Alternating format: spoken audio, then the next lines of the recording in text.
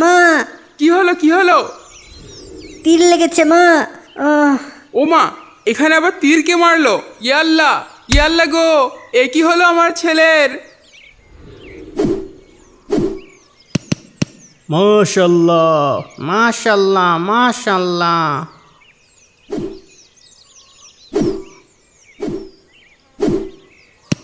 মাশাল্লাহ মাশাল্লাহ।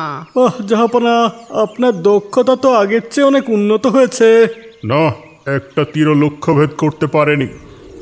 অনুশীলনের ঘাটতি হয়ে গেছে মনে হচ্ছে। জাহাপনা, আমি আজকে আপনার জন্য নতুন কর্মপরিকল্পনা তৈরি করে দেব। দেখি আরেকবার, এবার লক্ষ্যভেদ করতে পারি কিনা।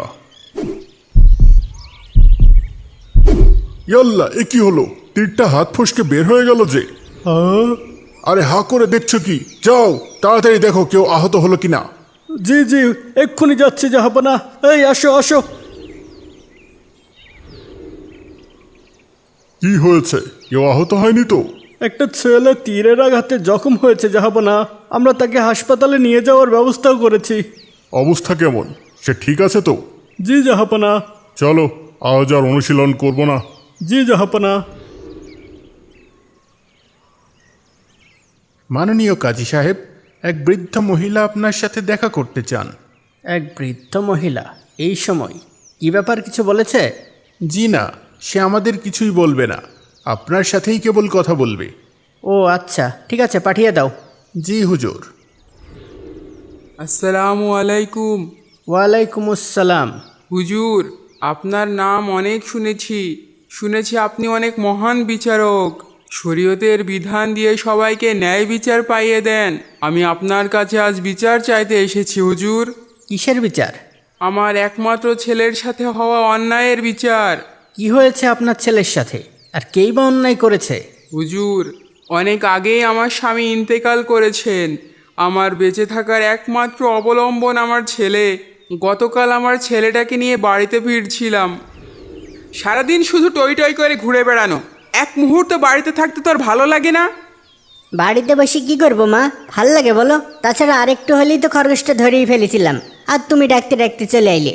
চুপ বেয়ারা ছেলে, সারাদিন খাবার না খেয়ে ঘুরে বেড়ানো কতবার নিষেধ করেছি।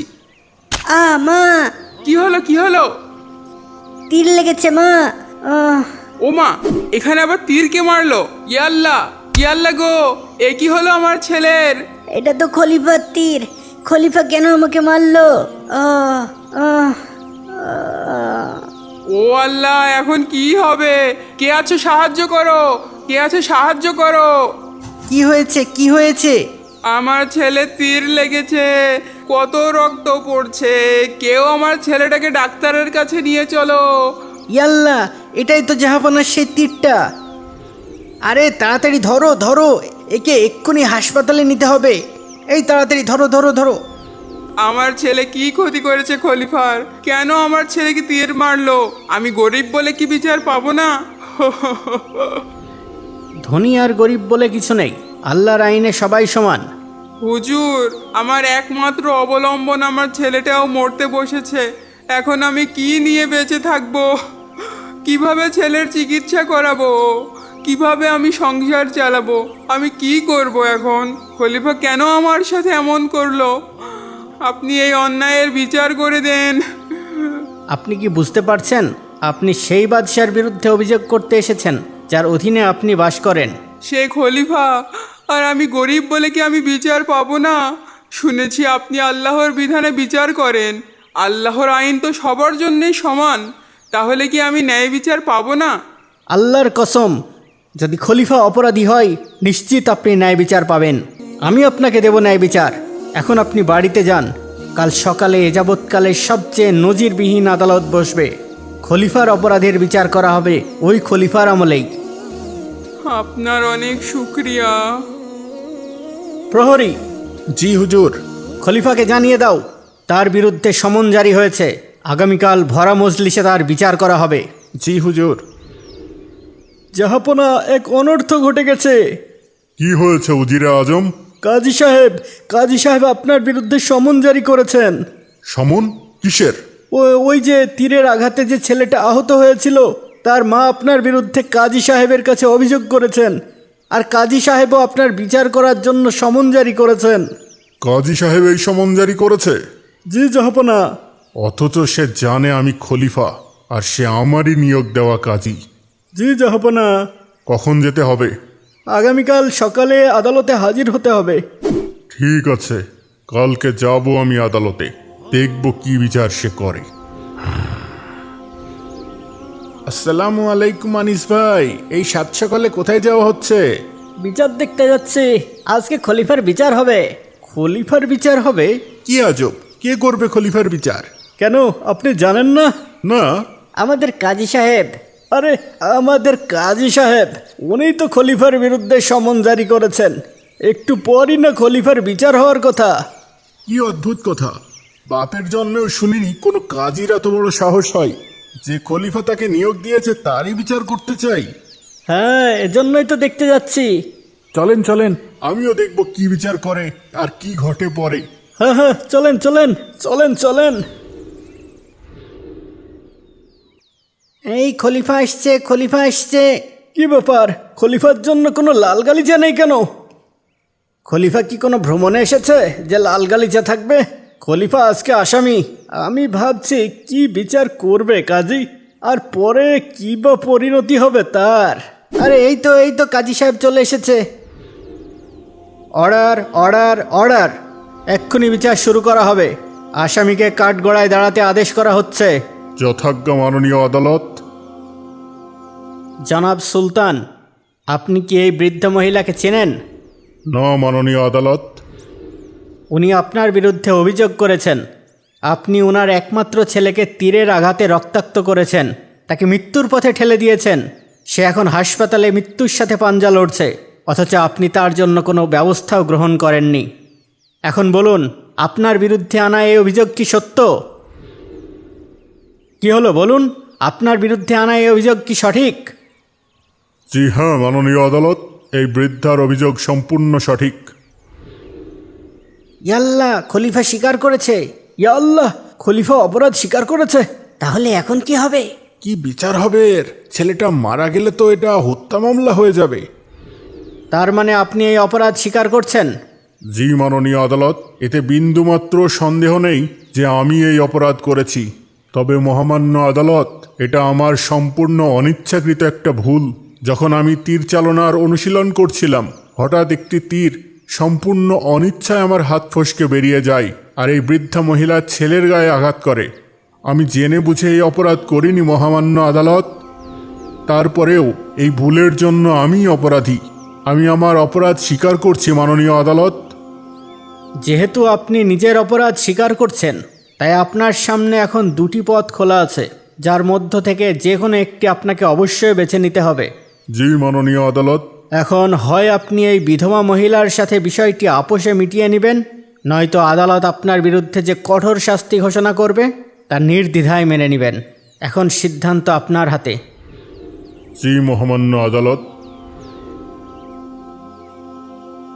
মা, আমার ভুল হয়ে গেছে।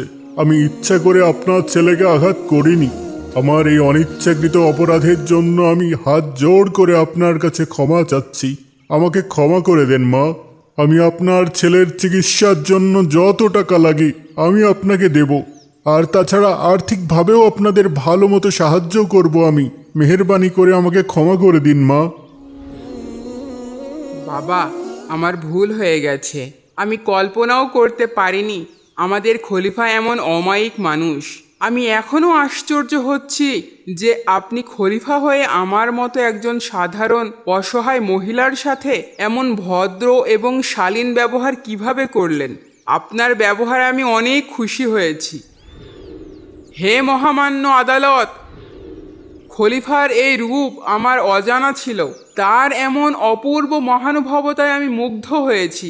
তার মতো এমন আদর্শবান আর মহান খলিফার বিরুদ্ধে আমার আর কোনো অভিযোগ নেই। আমি তাকে ক্ষমা করে দিচ্ছি। আলহামদুলিল্লাহ। আলহামদুলিল্লাহ। আলহামদুলিল্লাহ, আবারও প্রমাণ হলো আমাদের সুলতানে আজম একজন সত্যিকার নীতিবান মানুষ। তার মতো সৎ শাসক হয় না। আলহামদুলিল্লাহ, যেহেতু বাদী এবং বিবাদীর মাঝে একটি আপোষে মীমাংসা হয়ে গেছে, তাই এই আদালত মামলাটিকে খারিজ করে দিচ্ছে আর মহামান্য সুলতানকে সসম্মানে মুক্তি দিচ্ছে। হে মহামান্য সুলতান, আপনি এখন মুক্ত। আপনার ভাগ্য খুবই ভালো কাজী সাহেব। কেন? হ্যাঁ, খলিফার কাছে তরবারি? এই যে দেখেন, এই তরবারিটা আমি পোশাকের ভিতরে করে লুকিয়ে নিয়ে এসেছিলাম। হ্যাঁ, আজ যদি আমি বাদশাহ হওয়ার কারণে আপনি ন্যায় বিচার না করতেন বা কোনো গাফিলতি করতেন বা কোনো পক্ষপাতিত্ব করতেন, তাহলে নিশ্চিত এই তরবারির প্রচণ্ড আঘাতে আপনার গর্দান উড়িয়ে দিতাম। হ্যাঁ। ভাগ্যিস আপনি তা করেননি। মহামান্য সুলতান, আপনার ভাগ্য অনেক ভালো। কেন? এই যে দেখুন, চাবুক?